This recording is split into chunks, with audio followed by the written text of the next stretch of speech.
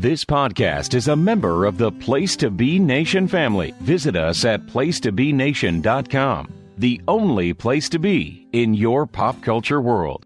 When you're a dad in this crazy world, you give everything you can. Gee, it'd be great if there were some pals that could lend a helping hand. Now there's a show where you can go. It's a place to grow.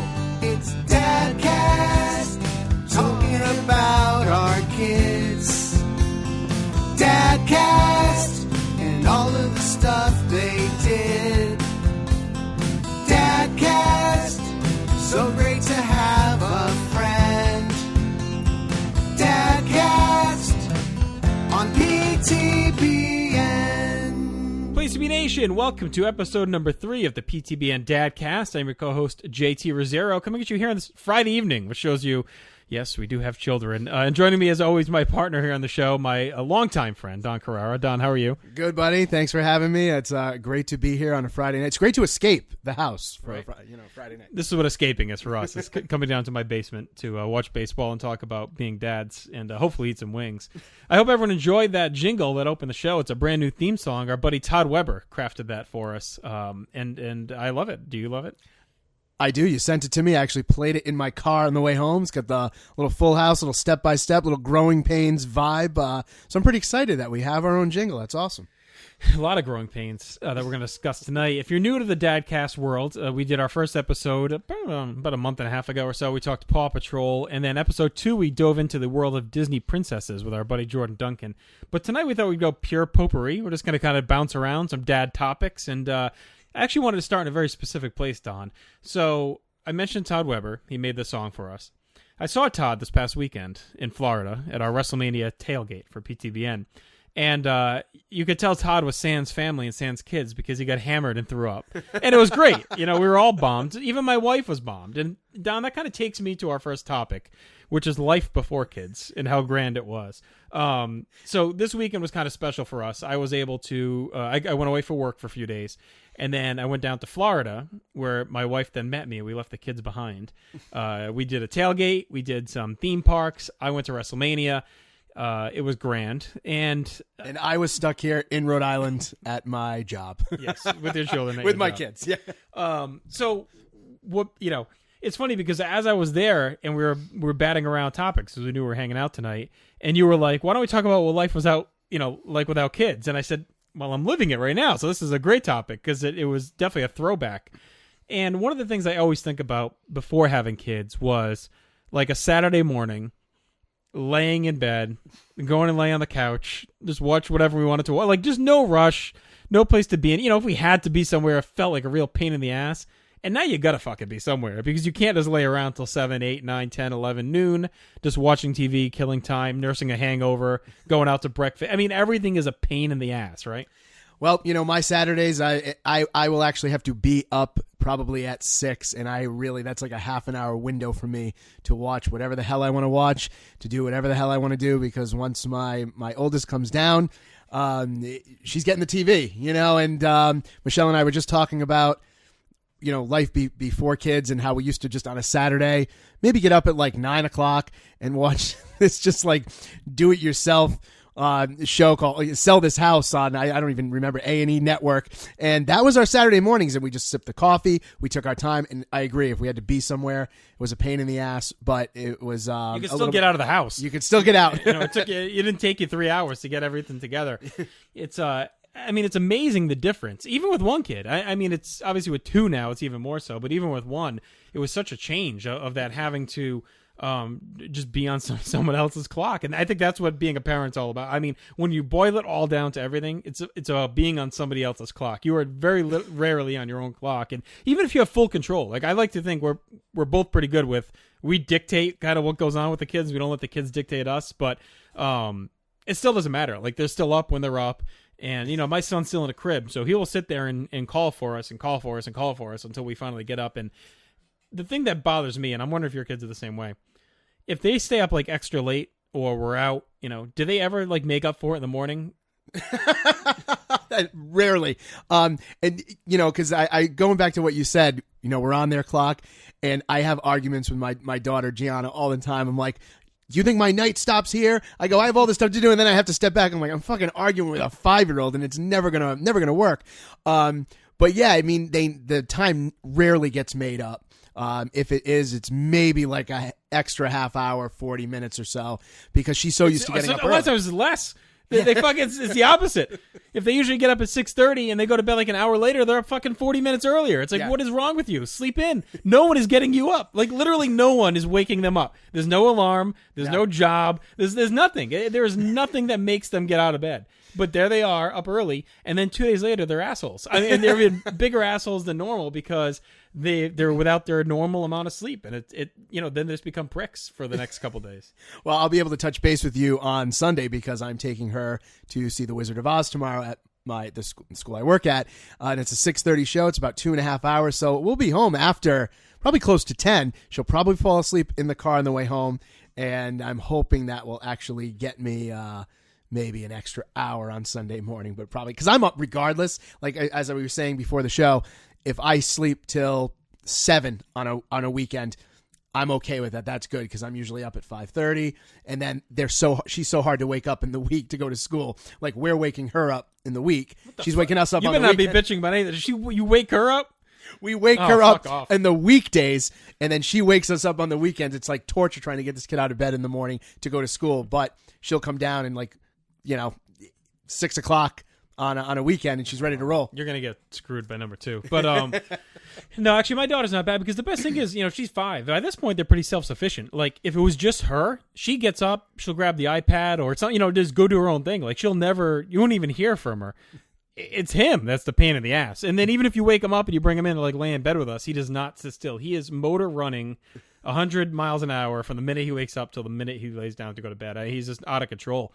But here's something that I probably haven't done. I don't know if I've ever done in my life, but it was so I flew to Arizona for work and then took a red eye to Florida for WrestleMania weekend. And I don't sleep on planes, and I tried my hardest and I could not sleep. So I was up from about 8 a.m. Pacific time. No. Yeah. 8 a.m. No. Would it be the other way around? 5 a.m. Pacific time. Yes. 8 a.m. Eastern time, Thursday morning. I went to bed at 3 a.m. Saturday morning without ever napping or anything. And I think back, I'm like, this is what life was. I mean, you could do this shit and then spend 2 days making up the sleep. Not here.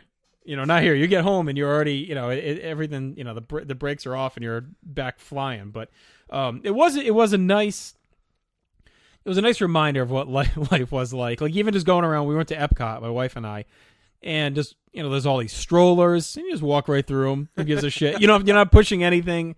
You're not chasing anyone.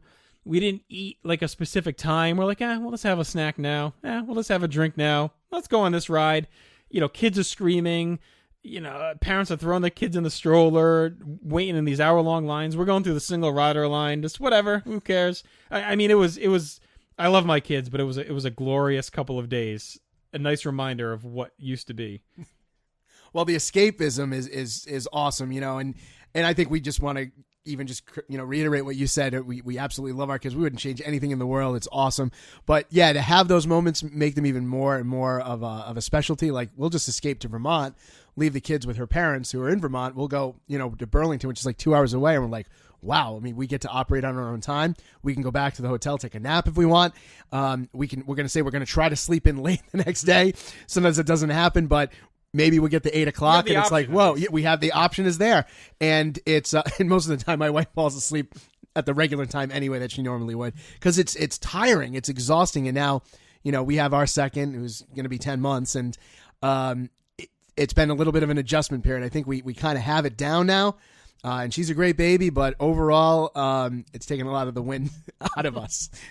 It is, and it's going to be a long time before you get the wind back. But it's funny too, because even stuff like going to the movies, like I see maybe one movie a year now, and now that Star Wars is going to be out every year, that's probably going to be the movie I see once a year, because you only get so many nights. Like my parents and her mom are great about babysitting, but we don't really have any other babysitters yet. So for us to give up the night, it's really going to be something we want to do, and then there's stuff we have to do. But a lot of times, too, we have to really pick and choose. Like, I would love to just say, oh, me and you could have went out tonight to a movie. My wife's out. I get the sitter or whatever. But I feel like I can only maximize so many things and utilize so many avenues. So stuff like a movies or a bowling or even just going out, it becomes less and less. And this, anyone who doesn't have kids listening to this, this is fucking awful. But yeah, we're not really making this sound good at all. And it's not. I mean, it's great, but there's just parts that clearly aren't. But it offsets it because there's so much good that comes out of it too. But this podcast is about the nonsense, not the warm fuzzy stuff.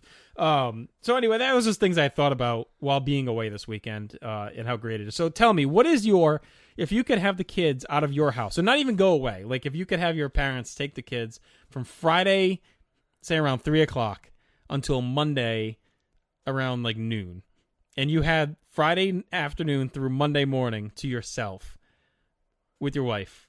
You can leave any other stuff out. Yeah. We know that's implied. Yeah. But what is like your ideal, like what is your dream weekend at this point? Well, we'd probably go to New York because, and I say this because prior to kids, we used to go to New York every Christmas. We'd see a couple Broadway shows. We'd meet up with a friend of ours there, and we'd just hang out. Sometimes we'd actually stay in Times Square. And I think the last time we did that was we brought Gianna when she was maybe 2, but we haven't had one of those outings in the longest time. So I think we would definitely go back there, or probably back to Burlington, Vermont. All right, well, give me a weekend here. Just here without the kids, like your normal, like what your weekend was. Okay, like give me that, like without going anywhere, just in your house or around the neighborhood. Oh, we can't leave. We can't leave to go. The state. Can we leave the house? Like, okay, we'd probably go out to dinner on Friday night. Yeah, you can do that. We'd definitely go and see a movie, or we'd honestly just fucking sleep in on Saturday, fucking bum around in PJs like fucking noon, and then just kind of see how the day goes. Probably get like the shopping done, just all the bullshit that you have to do that's maximized even more now because there's not enough time to do it, and then just kind of enjoy the weekend and take advantage of it as much as possible. That's ideal to me. And taking naps. I would sit and just do nothing. What is I would definitely do nothing. You said something now that I wanted to comment on. I forgot. What were you talking about? It was shopping and stuff. Like the time. What is the time? Because I feel like, has it always been that no one ever has any time? I feel like it's a bigger thing now. Like that all this, you don't have time to go shopping. You don't have time to do this. Like what is it that causes the lack of time? But is there more activities? Is there more people? So there's more to do? Is it the digital stuff? Like what is it that causes the additional lack of time? I try to figure that out constantly. I think, just speaking from my own, experience, I think just, my job's a little bit more demanding. Michelle's is too. And having the kids too, and going back to what you said, being on their clock, you have to almost operate. I can't really, even on any weeknight, sit down earlier than 7:30, 7:45. That's when both of them are in bed. So if I needed to actually go do shopping on a weeknight, I'd have to go at 8:00, because that's how it operates. Especially if I'm by myself with them, that's even more and more difficult. And I feel like now, just with having 2 little beings in the house, and I think just the demand overall from jobs, and just, I don't know, I feel like the world itself's gotten busier. Maybe not just from kids, but just in general. So I don't really have an answer. It's weird. Like I just feel like it was. I mean, yeah, I don't know. I don't know what makes it busier. I don't know if it's work demand, if there's just more people in your way when you're trying to do stuff than there were like years ago. Is it just more fucking congestion all around? Like just driving somewhere, it takes longer. Shopping takes longer because there's more assholes in your way. Like is it just that? I guess is that what it is. So you're home at night now. So you said before, like, so your wife works. You might work late since you're home alone with both kids. What is like the one thing that you just try to survive, like with the kids? Like what are you just trying to like when it's done? What part of the evening that when it's done you just like, all right, like another night without like getting bombed? Like what is the when did I finally relax? Now you just relax, but what is there one thing specifically that like you're on edge about that? Okay, I'm through this part of the night and I can just be okay. Oh, easily, without a doubt, because it's getting my daughter to go pee before bed, because sometimes it's very smooth. Other times it's a fucking like Why do Braveheart they battle. want to hold the pee? I don't Like know. I love peeing. It's like I the don't best know. thing. And a couple weeks ago, and I agree with you. A couple weeks ago, she didn't want to go before bed. She's like, "I'm too tired," and I forgot. It's one of the. Here we go. My memory is also really shitty after having kids. So I'm reading her a book. I did all the stuff. We brushed the teeth. She did her bath. I forgot to have her go pee. I'm like, fuck. So I tell her, you got to go. I don't want to. And I said, fine. You pee your pants and all this, blah, blah, blah. 1 a.m. Michelle gets me because I was downstairs. A little bit of context. I was downstairs sleeping on the couch because my dog had surgery, so she couldn't go up the stairs. So I was down there, and Michelle came down to get me and said, Gianna peed in the bed at 1 o'clock. So here she is giving her like a shower at 1 o'clock. Oh, I was fucking ripped. And I said, see, I told you this is why you go to the bathroom before that, because I don't like having my minimum amount of sleep disrupted. Right. So by something so fucking stupid, like just pee before bed. What is Exactly. the whole? What is their mental block? Why do they fight? Just go pee. But it has to be part of the routine. If I forget that and she's in the bed, it's fucking done. It's impossible. It will turn into some type of tirade. She will melt down for like probably sometimes 20 minutes until she finally actually goes pee. You gotta and just then get she her like crosses a off to sleep. bedpan or Yeah, something. I know. mean, But that's what I have to deal with if I get through that, then I just feed the baby because that's nice and smooth. She goes into bed, and then I'm sitting down, and I'm like, good, because they don't usually wake up most of the time. Peeing's the worst. I mean, it's super annoying. Like, potty training's a pain in the ass, but then just getting them to still just pee. Like, my daughter's finally to the point where she'll just go, and you rarely have to like push her to go, thankfully. But for a while there, it was torture. For me, it's the fear of choking during dinner. Dinner, because like you don't really like the way they shove all the food in their mouth and are talking and they're dancing and they're jumping up and down, and it's like I don't know the fucking Heimlich, and I've told myself I need to go learn it, and I've watched video. Like maybe I can figure it out, but I don't want to be put in the spot. I don't want to have to be tested to try and get something out of their airway. And so for me, it's like the scariest 45 minutes, and it's getting a little bit better now that they're older. But I remember when both of them were young, like 1-ish, and they were just starting to eat, like I would just be sweating throughout all of dinner, just like hoping that there was no choking incident. Like it's just, to me, that's one of the scariest parts of all. And I don't really have any, like it never really happened here, but it's just this fear I have of like not knowing what to do. When it comes down to it, I'm sure some instincts will kick in, but it's just to me like getting through that dinner with them bouncing up and down. And my son is just, like I said, he's constantly moving. So for him to sit down and eat, like I just want to give him all soft shit and be like, don't, you cannot eat anything hard at all. And like I outlaw like anything hard, like in the backseat of the car, like apples or like a lollipop or something like that. I won't allow it because I'm like, if anything ever happens and you're on the highway, like what are you gonna do? What are you going to do? It'd be like almost impossible to get out of the car. And like, so this is the shit. Like, this is where I'm at with eating. Like, if it was up to me, they would just drink like smoothies and eat yogurt all day. So I don't have to worry about it. That's funny because when we were talking about, this earlier, I never really feared choking. Like, of course, it's a shitty thing to happen. And, it's been in my mind, but it's never been one of those factors that I constantly think about while they're eating. Probably just because, I've never had to really battle with it. But if it did happen, I also don't know what I would do. I think instincts would probably lend themselves to us, and fate of God hopefully on our side there. But yeah, that's never really been a big concern. Maybe it should be. I don't know. Probably. I don't know why it is. It is. I don't know. Maybe it's just whatever. For whatever reason, it's something that's always bothered me. Is there anything like that for you? That's just like you're constantly in fear of happening. Constant fear. I wouldn't say so much fear. It's more of like the disruption of the routine, though, as we mentioned earlier with, the peeing. That's it. And she's good at it. She knows she has to do it, but she's actually had some accidents in her bed, and that kind of disrupts my whole schedule now because it's barely enough to keep up on the laundry as it is, and then you got to throw a bunch of fucking pissy sheets. Has she shit herself at night? Never. That's never happened. She did throw up when she was really young in the bed like 3 times. We had to like do 3 sheet changes. That was actually scary. And actually coming back to it, I do have a fear. It happened, this year for the first time, was the pneumonia. And the only reason I have that in the back of my mind now is because she got sick and had some similar symptoms not too long ago. I'm like, oh my God, she's going to have another pneumonia. because her heart was beating really, really fast that first time, and I had never seen anything like that. Michelle hadn't either. She took the temp.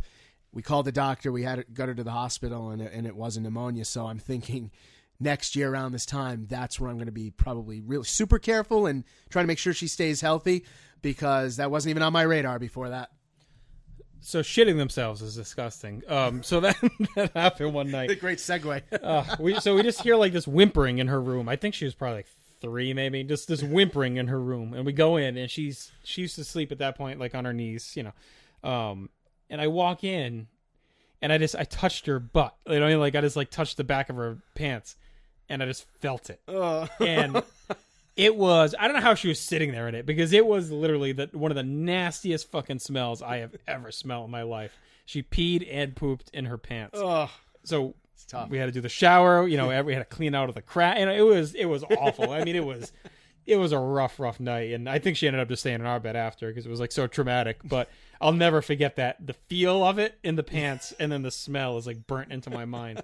She had a pad on the bed, I hope, though, right? Like, was there a pad underneath that probably protects in case for accidents? Yeah, probably, but I feel like I don't know if she even laid in it, because I feel like she was on her knees. I don't know. All I remember is touching it and being like, this is fucking brutal, like one of the nastiest things I've ever experienced. Well, while we're on the topic of bathroom stuff, potpourri, we could use it in some of this. Yeah. So there was a period of time, it was actually kind of in the summer, and Gianna's been going, to the bathroom by herself for a long time, but there was a period of time where she wasn't wiping. So she'd come home, and you see the skid marks in the underwear. I wish I had we had a video here, because I could tell you her facial expression. We'll be like, "Did you wipe today?" And she'd kind of like look at you, but like look to the side like this. And then when we started really like harassing her about wiping and washing hands, she'd come out. "You wash your hands?" "Oh, I forgot. Let me go do that." And it was like this kind of lying. She was lying about it because she didn't want to touch the poop. And I'm like, well, welcome to the real world. Right. No one wants to do that. We don't want to touch your poop either. No. And she's been better, much better since. And we've actually, Michelle learned this tip somewhere. If she kind of has a little bit of pee in the underwear, like she didn't make it fast enough, a little bit dribbled out, she makes her wash it in the sink and keep it there. And she's actually done that, and we haven't really had. You should make her wash it. You should make her leave it on her pillow and sleep next to it. Oh, that's fucking horrible. By the way, I mean, we've seen some nasty shit. We worked at Stop and Shop. Oh, God. And we've seen like the bathrooms there and stuff in the back room. So we've lived like grossness. Yeah. And this shit's gross. Having kids is gross. There's a lot of gross stuff. But let me ask you, because before becoming a parent, one of my biggest apprehension, I think, was I'm not going to want to fucking touch the poop and wipe. That doesn't even bother me. I know. So even if they had like an explosion, yes, it's disgusting. That would be like, to the 10th level. But it's weird. You end up adapting to that. Same with like vomit is what gets me. I can't deal with that. But like the other end, it's okay. I can deal with cleaning up the poop. It's one of those things you just kind of become, immune to after a while. So I don't know if I told the story on air. I don't think so, because we haven't really done potpourri. So over the winter, we just had this stretch where like my son was sick constantly. He had everything. He had pneumonia, you name it. He had it, right? And then my wife and I both have the stomach bug, and he so on the day we both had the stomach bug, I mean, she's getting sick upstairs, I'm getting sick downstairs. We have no help. It's just the two of us. My son takes his diaper off, and he had shit in it, or maybe Juliana took it off him. I forget what the hell happened, but his shit got all over the kitchen from the diaper. So now here I am, like throwing up. I haven't eaten. I feel awful, and I got to clean up his shit all over the kitchen. Like, it was fucking gross. So I'm at wit's end. I mean, we had been out of work. I had been out of work. We had been sick for like a month, and we had it. I mean, just had it. I was like at the end of my rope. So my daughter comes in, before bed one night, and she's just like bitching about her ear hurting, just saying her ear hurts, my ear hurts, and keeps getting up like every hour. My ear hurts, my ear. I mean, I am just like, I am burnt. I am done. So it's probably like 1 or 2 in the morning, and she comes in again. My ear hurts. And I mean, this is like the meanest I've ever been, right? I mean, I don't yell at my kids. I'm not like the authoritarian dad or anything like that. But I pretty much yelled her back into her room and was like, get in that bed and don't get up again until the morning. And I'll never forget the look of horror on her face, like scared horror on her face. And she stayed there till the morning. In the morning, she comes in, and pulls her hand away from her ear that was hurting, and blood is coming out of her ear. Oh, Just blood everywhere out of her ear. And I'm like, oh my fucking God, what did I do? Like, I yelled this kid into bed, and she's freaking out. It was probably the most scared she's ever been in her life.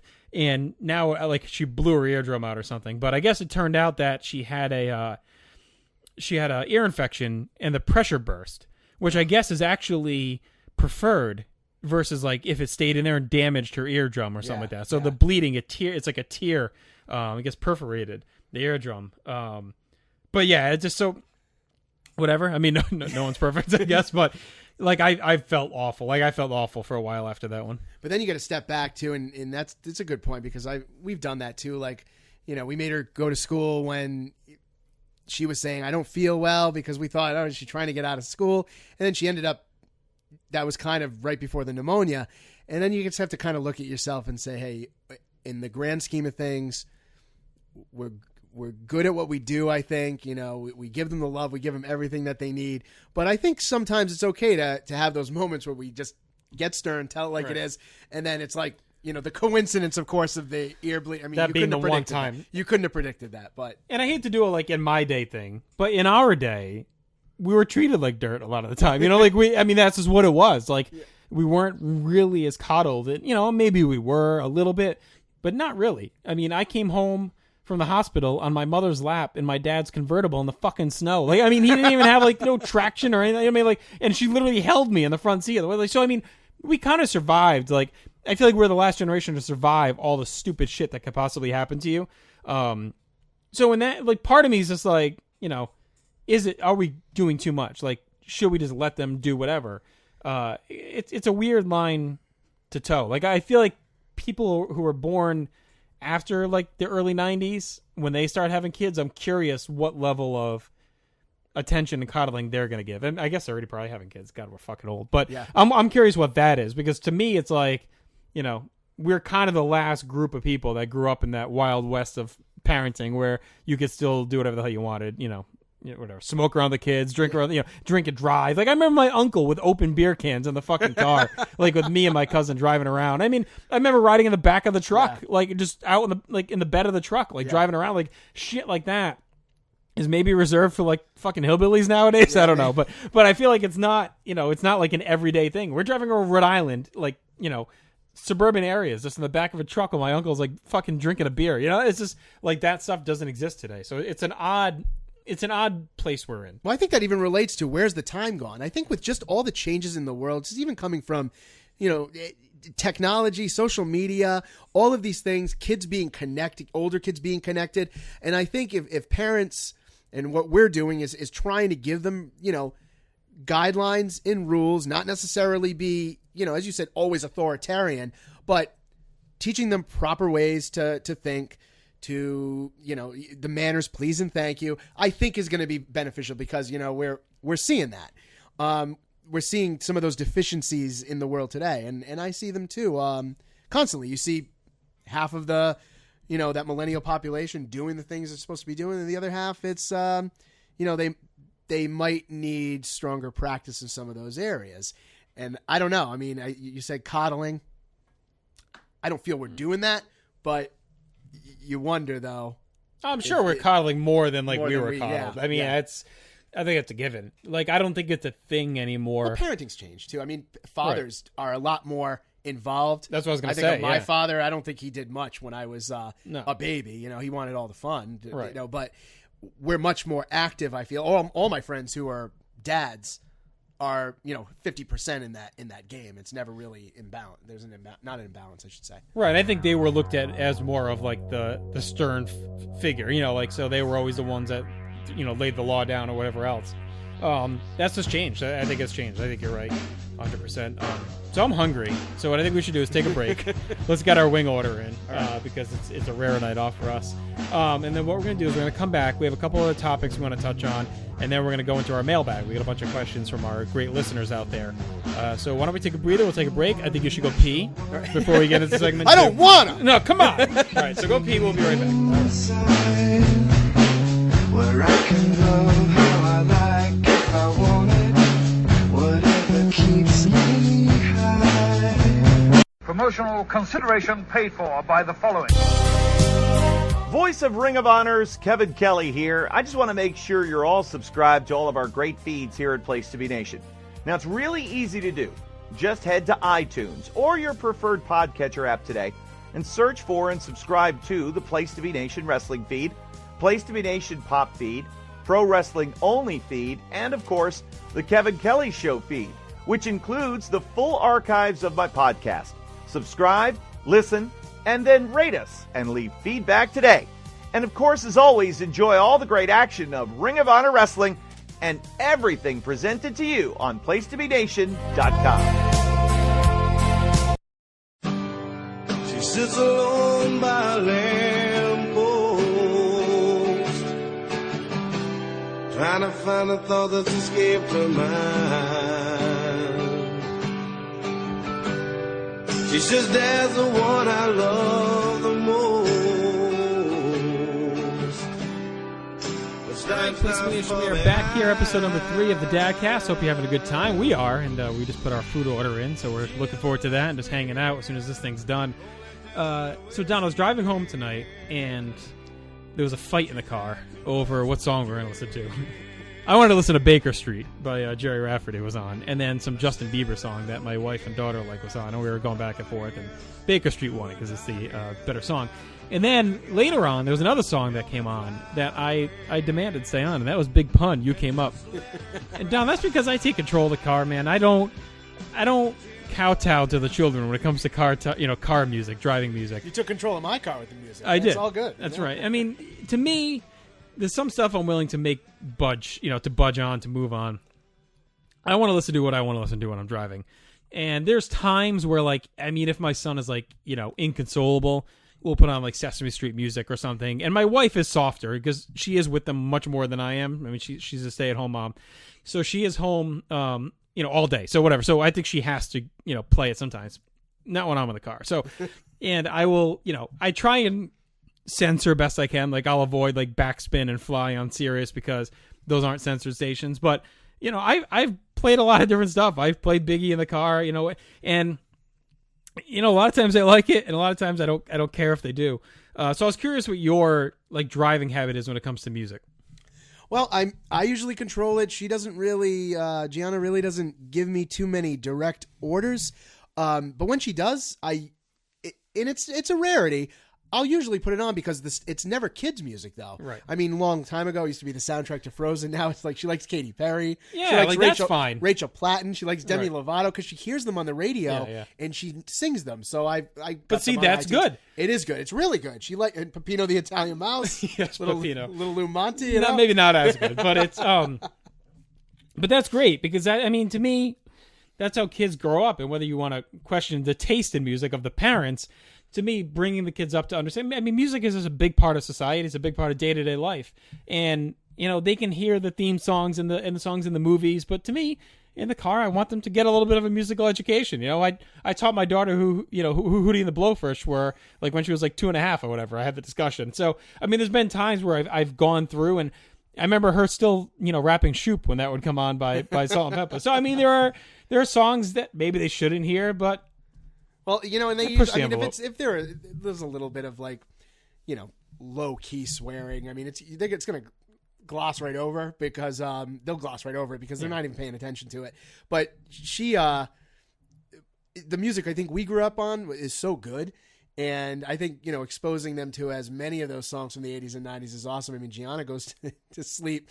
She actually requests, can you put on Billy Joel's Piano Man? Yeah. Which, song about his life. Is your daughter secretly Scott Criscola? No. Oh, that's good.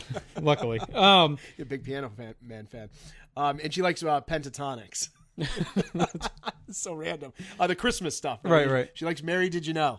Is she a Marilyn Manson fan? Yeah, no, not Marilyn Manson.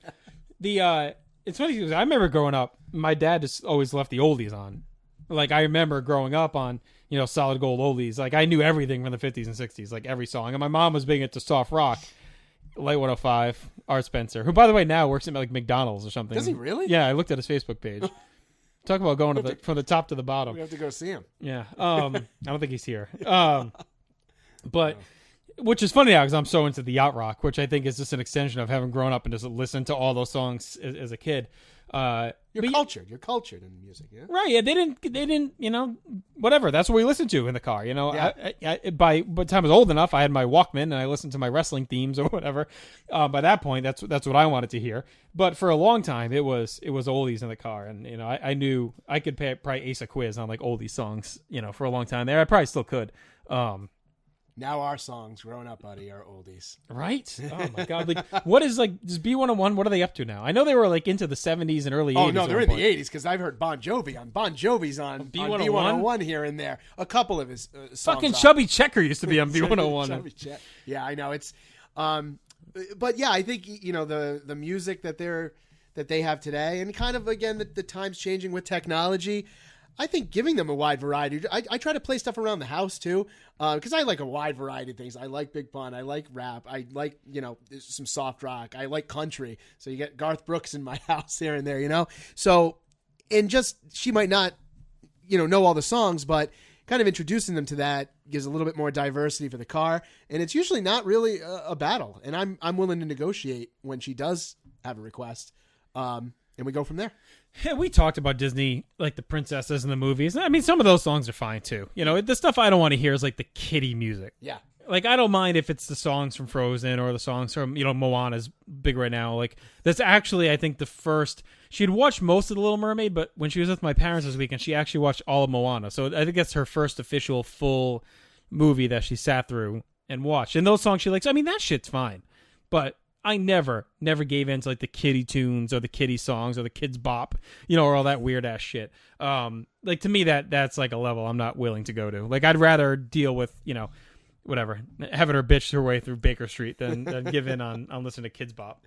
I mean, we did, and she still does it here and there, is the little series, Lullabies. That's really the only kids stuff we ever did in this. Breaker of it. Well, it's fine now, and we have like another little series that's more of the upbeat songs, but it was never really like a big staple in our house. It was just put it on maybe to help try to, soothe them, get them to go to bed. But for the most part, I'll be turning stations. I'll turn the station actually. She goes, go back. I like that song. And she may have only heard it once, but her taste is pretty good, I have to say. She was super into My House last year when by Float Rida, when they were playing that like constantly on the radio. That was her song, and she was singing to that a lot. But again, I'm not in the car with her as much as my wife is. So we talked about kind of kids taking things over, like you mentioned earlier. You'd be on the couch at 6 a.m. Daughter comes down, TV goes to her. What practices are you putting into place as far as dictating what they watch? Like, how much do you allow her to surf on her own? And this is no judgment zone. I don't care. But how much you let her surf on her own and find things on her own, and how much are you limiting and studying of what she's watching? She never has control of the controller at all. She doesn't actually know how to use it because I've never really showed her. Michelle really hasn't. But she has a variety that, will go onto Netflix and she'll try different things. So we kind of have this grouping of things that she likes. We try to bring choice in. I try to bring choice in through film, and that's a big struggle. Mm-hmm. Doesn't want to sit through film. She did sit through Moana. We have all the Disney ones.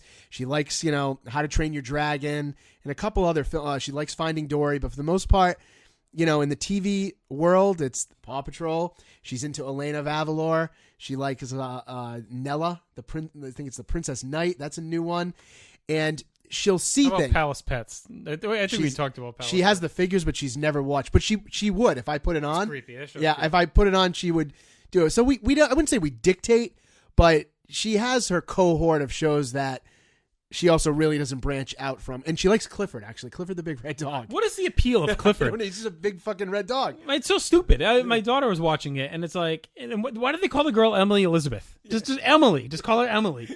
But she squared. She was hard into it for like 3 weeks, and we're going to this at our local library. They're opening a new playground, and Clifford's going to be there. And it's such an odd choice of like an animal or like a costumed character to be at the event as Clifford. And she was like excited by it. I'm like, what the fuck is? Like, I put When's Clifford. he coming? I put Clifford. I put tomorrow morning, 10 o'clock. Oh, really? Yeah. Oh my God, maybe I'll take her. You want to go? Maybe I might because I have. See, this is here we go. I didn't have any plans. Oh yeah, come with us. Maybe I'll meet you guys there because Michelle has to work. Yeah, 10 a.m. All right, 10 a.m. Okay. Julianne will be very excited. But yeah, I mean, Clifford, I put that in the bucket with like Curious George, like where it's just boring shit. Like in Curious George, while I'm on the topic, because this one's been burning me for years. What is with the man in the fucking yellow hat? Like, he looks like the most uncomfortable person I've ever seen. That hat is so stupid. Like this gigantic top hat that looks wedged onto his head, and he's always dressed up. He's got this like these galosha boots on, you know, that he's fucking quahogging in, and then he's got this ridiculous tight pants. Like what is his deal? Why is he dressed so uncomfortably? He's got the shirt, the tie, like loosen up. It's not about him. But he lives with a fucking monkey. Why is he all dressed up? There are a lot of issues. I mean, you know, she watches that once in a while. We have some of the books, but I agree with you. It's not really. So the man lives with a goddamn monkey that he treats well, like a child. It's like Dave Seville with the chipmunks, you know. But at least he dresses down. Yeah. Like, why are you so dressed up so formally? You live with a monkey. Why are you wearing a goddamn top hat in bed? Like he's going and ready to like go on some type of like weird safari or give like a tour at a zoo or something. I guess that's what it's supposed to be, right? That he discovered George. I don't even know. It's been around for so long. We get it. We know you went on safari. It's like the people who leave the ski tags on their fucking coats. Like, we know you went skiing. This guy, like, we know you went to Africa to find the monkey. We get it. You can take your safari gear off. It's fucking 90 degrees in whatever town you're living in.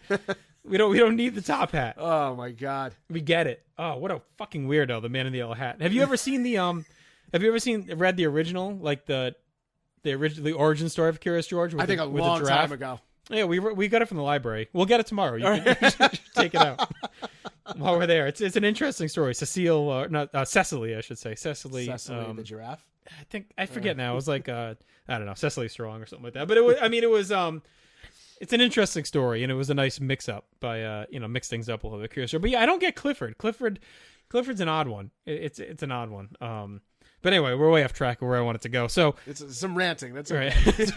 You're gonna be going on Curious George. Sorry, I didn't mean to go down that dark path. So she'll use the iPad a lot and do YouTube for kids. Yeah. And she'll putt around a little bit, and the stuff on there obviously will catch her sometimes. I kind of let her just go and discover stuff. And when you hear it is when I'll step in. What she was into for a long time were the eggs, opening the mystery eggs. Have you heard about this fad? No. So these weird like mystery box eggs where I guess they were like being smuggled in, like they're like illegal here, and they'd have toys in them or whatever, and so it would literally be videos of people that would buy these eggs and open them, and that was the videos, and she would just watch them for hours. I mean, just. We'd let her go for hours. She would just sit there mesmerized by these eggs. And then it started turning into the engineering family who would open the eggs, and they started, putting on plays, or they would act out, the dad would, and the daughter would like act out stuff with the figures, and they would put on these scenes. And I mean, on the surface, it's fine, I guess, but it's real fucking weird. Like the dad is really, really weird. For the wrestling fans out there, he sounds just like Steve Corino. I never get to ask him if it was him, but the whole thing is very, very bizarre. And they put on these shows. You never really see them. It's just their hands moving the figures. But this whole subculture of the eggs and the families that put on plays and do all this stuff is like this weird dark corner of YouTube. And they're even on the YouTube Kids app, which is supposed to filter out a lot of that stuff, but I guess it's considered technically safe. Has your daughter discovered the engineering family or the eggs? She's discovered the engineering family. My mother introduced her to that, and as we were talking about earlier, I don't think I've watched a fucking one episode of it. I think I looked over her shoulder. I mean, I'm trusting my mom filtered that out. Right. And, it's just weird. Yeah, they're not, it's not bad. Coming back to when we were, and I don't want to again say, when we were younger, but, you had a few television stations with, very limited cartoons and things you had to watch. Now, at set times. Now, I mean, it's everywhere. These fucking, we set up like Paw Patrol and Elena of Avalar just to DVR, like repeats and new ones, and they're on it all times of the day. 2 a.m., 8 in the morning, it's just random fucking times. And between that and YouTube, just everywhere on the internet, everybody can now create something, and it's just, there's so much stimulation out there that it's like, okay, well, can we pick and choose a few here Right. to stay with? And it's getting a little too much, I think. And for us too, as adults, I think there's just way too much. I'm overly stressed about what I need to watch and not watch. Me too, and we shouldn't be stressed about that. But there's just too much. I get angry. I'm like, where was this shit when I was a kid? Yeah. Like right now, I have so many DVDs and shit of wrestling that like I'll never get to watch. But when I was 11 or 13 and just had hours of my life to kill, just lay there and just kill time, I would, and I was watching the same tape of stuff over and over. When I was 18, I taped all the Seinfelds. I would just watch those tapes I had of the episodes, and that was what it was. And you're right. And now it's like they take it for granted that they can put on the TV at any time. And my daughter does navigate Roku and Netflix, and she goes on her own. Like, she knows how to work the remote and find what she wants. She's super into Barbie right now. And it's funny because she was into it about a year ago, and it's a little like a level above where she was at. Yep. And she was starting to mouth off a bit. And we don't want her watching it when our son is around. Have you watched Barbie Life in the Dream House? No. So would she take like things that they said and like put them into her own? Yeah, they just talk a little sassy, Yeah. But it's kind of a funny show. And I found myself sometimes letting her watch it because what it is Barbie in the Dream House with like Skipper and Ken and they're all in there, but it's done in the reality show format. So they do like they sit on the couch and talk, and it's actually, there must be some witty people writing it because it's actually kind of funny. And the fact that we kind of ban her from it, I'm like, I'd rather watch that than some of the other shit. Yeah. So anyway, it's not that bad of a show. If she stumbles into it, it's not that bad. Well, I mean, it's, again, she's into the same things, and it's sometimes, you don't want to use the TV as a babysitter, and that becomes a fucking lie. Fuck that. No, everybody says, fuck but that. I was just reading something the other day, and it says everybody sets out to not do that, but it's a lie. You end up doing it because sometimes you have to get shit done. I mean, I have to grade all this stuff from work. And they're assholes. Yeah, I don't want to deal with them all day. Like, they can fucking go take an hour to themselves. That's their alone time. Yeah. And my kids both read.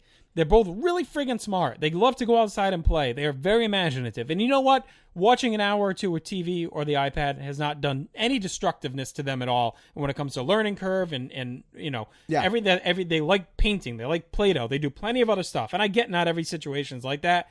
But, I never feel bad about saying, oh, I let my kids watch an iPad or watch my phone for a little bit because they do so much other stuff and they do so many other things that I don't think we should feel bad about it. Fuck that. That's stupid. And they're sick too. I mean, that's all you can really do, and that's fine. And mine's the same way that, we read every single night. We actually read physical books. We don't read on the iPad. Right, yeah. She's doing Girl Scouts now. She likes to go outside. She's very imaginative too. Very creative. She'll go off and play by herself. Right. And I love that independence, even coming back again to what you said earlier, because I can get that time and grade papers from work, and she's off in the other room, and I can see her.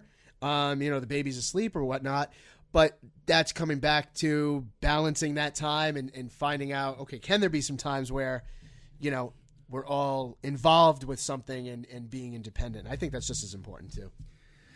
So my son's into trucks, like hard into trucks. I mean, we'll just drive by like construction sites and let him sit there and look at the trucks. And, he points them out as we're driving. And one of his favorite ones is a backhoe digger. Yeah. And he calls it that. Like, we're driving, he's like, oh, there's a backhoe digger, So, I mean, like, really into trucks. The books we take out of the library, all trucks. And we found these YouTube videos called Truck Tunes. And it's these, it's literally this footage of the trucks. And these people make up songs about them. Right, so it's like, oh, dump truck, dump stuff, dump, and it's like they do it like in various like styles too, like a rap or like a country or like a pop. Here comes the fire truck driving down the street. So it's like stuff like that, and he'll sit there. He stands in front of because our TV's up on the wall. He will stand there and just watch this shit over and over. I mean, it's literally just trucks driving. And he's not one that's ever laid and watched like cartoons or anything. He has no attention span, but this shit has locked him in. And we have the YouTube app because we don't have cable. So we have the YouTube app on Roku. And when those end, it transitions into this guy named Blippi.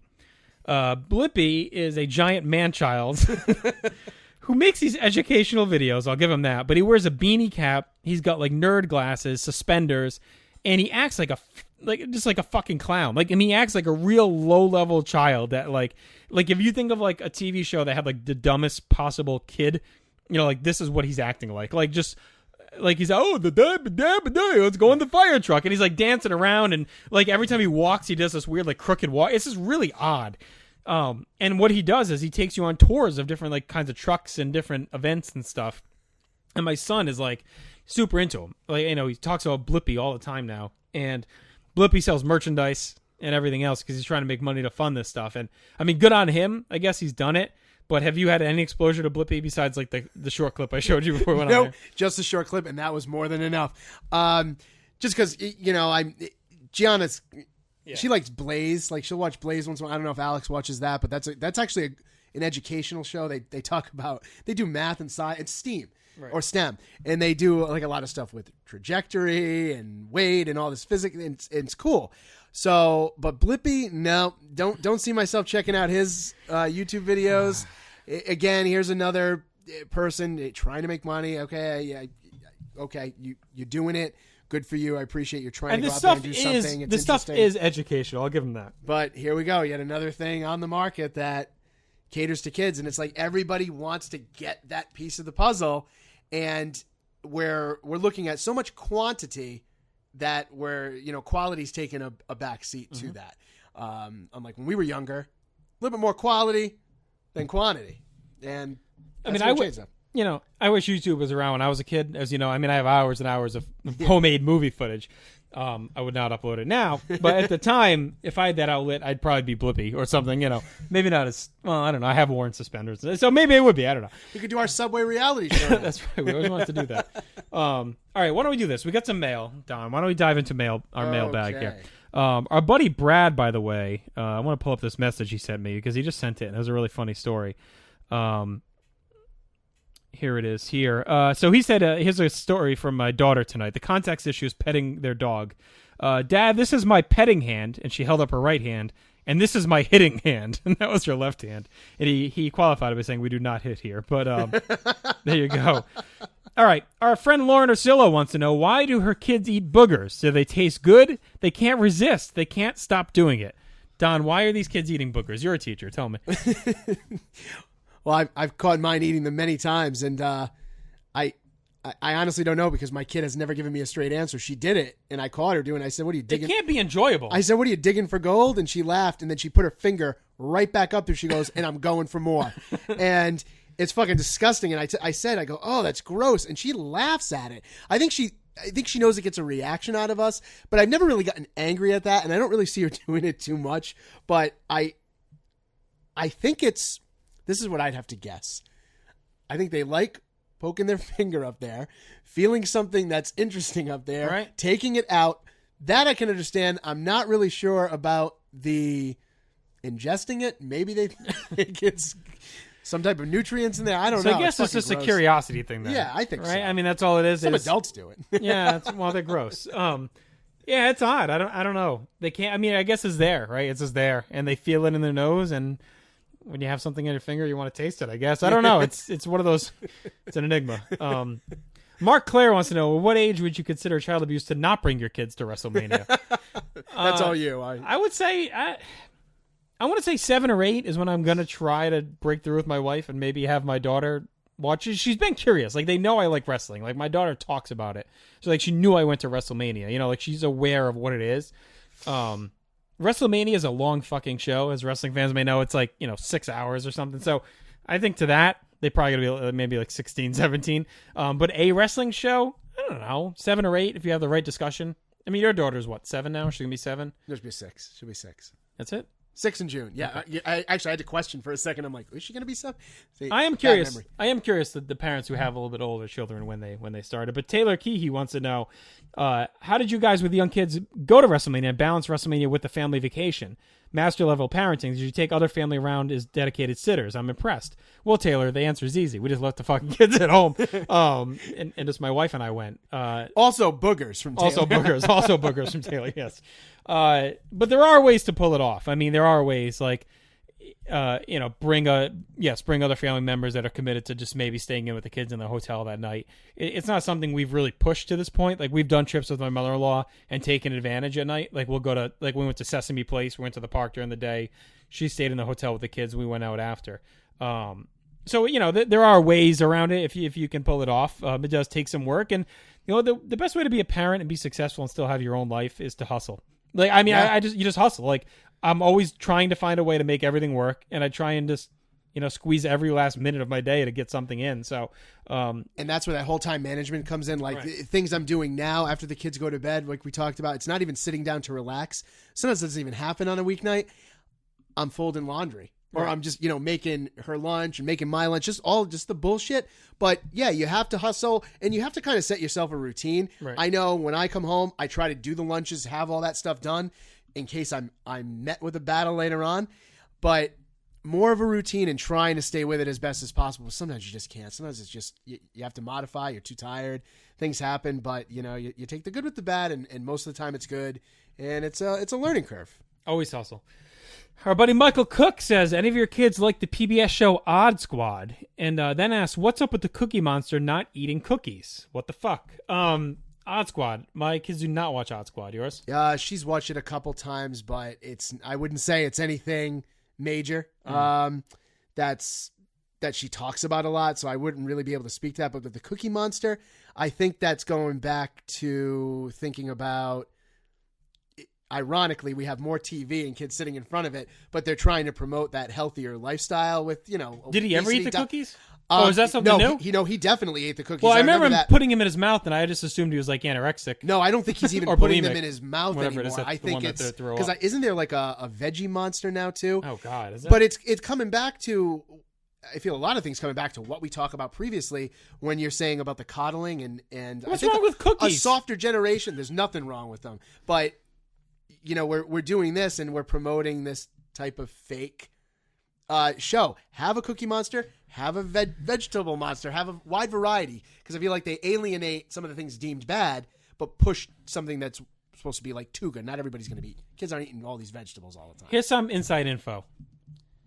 Kids aren't addicted to cookies because of the Cookie Monster. They're addicted to cookies because sugar is fucking addicting. So if they've had a cookie or they've had a treat, that's what they want. It has nothing to do with seeing the Cookie Monster eat cookies. Like, my son has never said, oh, Cookie Monster, I want to have a cookie because he's eating a cookie. That is fucking... Sesame Street's usually better than that shit. Well, I don't know what's going on that they feel like they needed to go to those lengths. Are they getting like a rash of parents complaining about cookies? Like, how about don't buy the goddamn cookies? And he's been around since the 60s. I mean, for Christ's sake. He's a fat guy. Let him have his cookies. Yeah.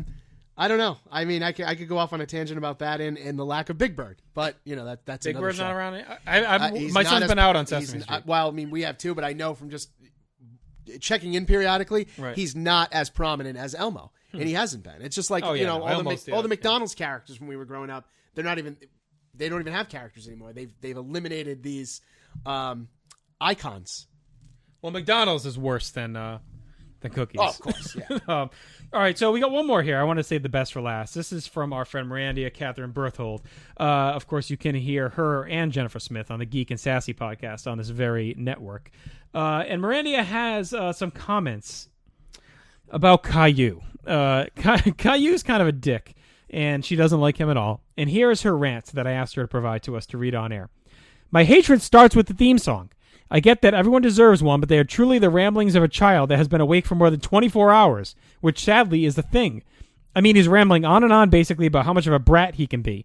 There's the fact that the entire show is narrated by his grandma, who I swear has to be Captain Obvious's mother or some crap. Caillou is cold, so he put on a coat. No shit. We can see it. I get it. Then that cringy, creepy voice she has.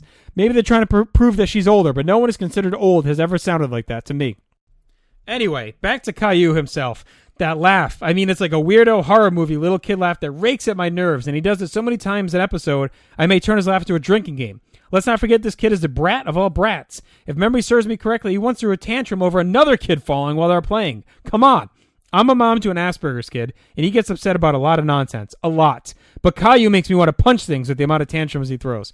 He treats all the adults on the show like they're complete idiots, and they let him. I do not know how many times I looked at the screen and screamed, spank his ass already. The day that my kiddo, now 10, looked at me and said no, because he no longer wanted to watch the trash that is this show, I think I sang praise to God himself. Don, do you have any experience with this little piece of shit, Caillou? Just a little bit, and I concur with everything that she said. Because it's teaching kids to say no, to think about, okay, if you whine, you're going to be able to get what you want. And that's not what we're trying to do as parents. We're trying to move them away from that. Have them become those effective problem solvers. Have them figure shit out on their own. And if they do cry, we're not giving into those demands all the time, because then they have the upper hand, I agree. He's a little pissant. I mean, we banned it pretty quickly. Like, we came across it when my daughter was staying with her old babysitter when she'd go there during the day, and I think it was on there, and something came up with that. And we vowed that. I mean, I'm pretty lenient with what she watches. She will never watch a minute of Caillou ever. Like, I will burn the TV before I put Caillou on that thing. He's a little piece of shit, that kid, and I am all set with that whiny little fucking. I mean, I deal with enough whining. Like, I don't need to hear Caillou whine too. But we're gonna have to do a whole nother episode of whining. Whining is another big topic. Maybe we should, before that, we could screen it a couple episodes of Caillou. Do a live watch. Bring it in. Yeah. We'll see. All right, so it's been a good hour, Don. We talked about a lot of topics. It's been a lot of fun. I'm pretty hungry though, and I want to eat. So we're gonna wrap things up.